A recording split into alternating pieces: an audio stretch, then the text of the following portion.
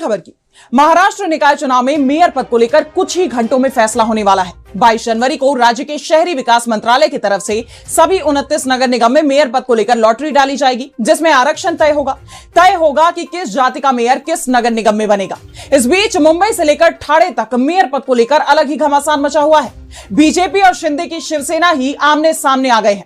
तो कैसे निकाय चुनाव के नतीजे बीजेपी की बढ़ा रहे हैं परेशानी, देखिए इस रिपोर्ट में। मुंबई के मेयर पद पर मचा घमासान अब दिल्ली तक पहुंच गया है। शिवसेना और बीजेपी के नेता दिल्ली पहुंचे थे। बीजेपी हाईकमान के साथ बैठक की। मेयर पद को लेकर शिंदे सेना की तरफ से पहले 2.5 साल का फॉर्मूला रखा गया, जिसे बीजेपी ने सीधे सीधे ठुकरा दिया। तो वहीं शिंदे ने अपना रुख नरम किया। 2.5 साल की जगह 1 साल के लिए मुंबई का मेयर पद मांगा। कहा यह साल 2026 चल रहा है। बाबा साहब ठाकरे का जन्मशती साल है। इस साल मुंबई का मेयर शिवसेना का होना चाहिए। बचे 4 साल बीजेपी अपना मेयर बना ले, हम तैयार हैं। लेकिन बीजेपी ने उसे भी खारिज कर दिया है। मेयर पद को लेकर दिल्ली में बात नहीं बन पाई है। अब एक बार फिर मुंबई में बैठक होगी। देवेंद्र फडणवीस 24 जनवरी को विदेश से लौटेंगे, शिंदे से मिलेंगे। उसके बाद तय होगा कि मुंबई का मेयर कौन होगा। लेकिन पेच फंसा हुआ है। शिंदे मेयर पद छोड़ने को तैयार नहीं है तो बीजेपी भी अड़ी हुई है। इस बीच शिवसेना यूबीटी की तरफ से भी मेयर पद को लेकर कोशिशें तेज हो गई हैं। मेयर पद को लेकर 22 जनवरी को लॉटरी निकाली जाएगी। अगर उद्धव को भगवान का साथ मिला तो मुंबई में मेयर पद एसटी वर्ग के हिस्से में आ सकता है। ऐसा हुआ तो मेयर शिवसेना यूबीटी का ही बनेगा, क्योंकि इस श्रेणी के सिर्फ 2 पार्षद चुने गए हैं और दोनों ही शिवसेना यूबीटी के हैं। वैसे उद्धव गुट की कोशिश वोटिंग के जरिए अपना मेयर बनवाने की है। इसके लिए शिंदे और बीजेपी कैंप में सेंधमारी की कोशिश भी चल रही है, जिसके चलते बीजेपी और शिंदे की नींद उड़ी हुई है। वो अपने ही पार्षदों की जासूसी करा रहे हैं। उद्धव गुट के सांसद संजय राउत ने इसे लेकर शिंदे और बीजेपी पर बड़े आरोप लगा दिए हैं। उन्होंने कहा है कि बीजेपी और शिंदे को अपने ही पार्षदों पर भरोसा नहीं है, उनकी जासूसी कराई जा रही है। राउत ने कहा, बीजेपी अपने और शिवसेना के नए चुने गए सदस्यों के फोन टैप करवा रही है। बीजेपी के सदस्यों को एक महंगे होटल में रखा गया। भाजपा के पार्षदों पर उसी पार्टी के कार्यकर्ता नजर रख रहे हैं। होटल में बंद शिवसेना पार्षदों की भी जासूसी हो रही थी। शिवसेना पार्षदों के फोन भी टैप किए जा रहे हैं। बीजेपी और शिंदे ने अपने पार्षदों के साथ जासूस भी तैनात किए हैं, जिससे पार्षद किसी और से संपर्क नहीं कर सके। शिंदे ने तो पार्षदों के जीत के सर्टिफिकेट और आधार कार्ड तक छीन लिए थे। तो साफ है कि राज्य की सत्ता में रहते हुए भी बीजेपी और शिंदे की शिवसेना को डर लग रहा है। डर शिंदे को बीजेपी से तो बीजेपी को शिंदे से भी लग रहा है। एक दूसरे के कैंप में सेंधमारी की कोशिश हो रही है। एक दूसरे को पीछे छोड़ने की कोशिश हो रही है। इसके लिए शिंदे बीजेपी विरोधियों से हाथ मिलाने को तैयार हैं।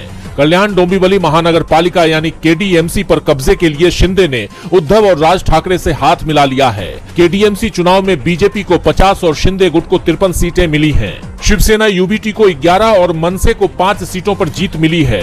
2 पर कांग्रेस और 1 पर शरद पवार की एनसीपी जीती है। अब खबर आ रही है कि बीजेपी के खिलाफ मनसे और उद्धव सेना के पार्षद शिंदे की शिवसेना का समर्थन करने को तैयार हो गए हैं। खबर आ रही है कि मनसे और शिवसेना यूबीटी के 11 पार्षदों का समर्थन शिंदे की शिवसेना को मिल चुका है। यानी शिंदे की शिवसेना ने बहुमत हासिल कर लिया है। अगर यही स्थिति मुंबई में भी बनी तो मुंबई में भी पासा पलट जाएगा और मेयर पद बीजेपी के हाथ से फिसलकर शिवसेना के पास पहुंच जाएगा। महाराष्ट्र में मेयर पद को लेकर घमासान छिड़ा हुआ है तो पश्चिम बंगाल में एसआईआर को लेकर बवाल जारी है।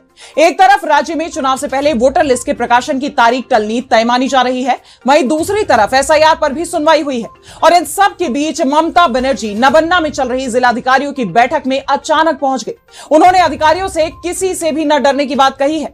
देखिए ये रिपोर्ट। पश्चिम बंगाल में विधानसभा चुनावों से पहले वोटर लिस्ट के प्रकाशन को लेकर बड़ी खबर सामने आई है।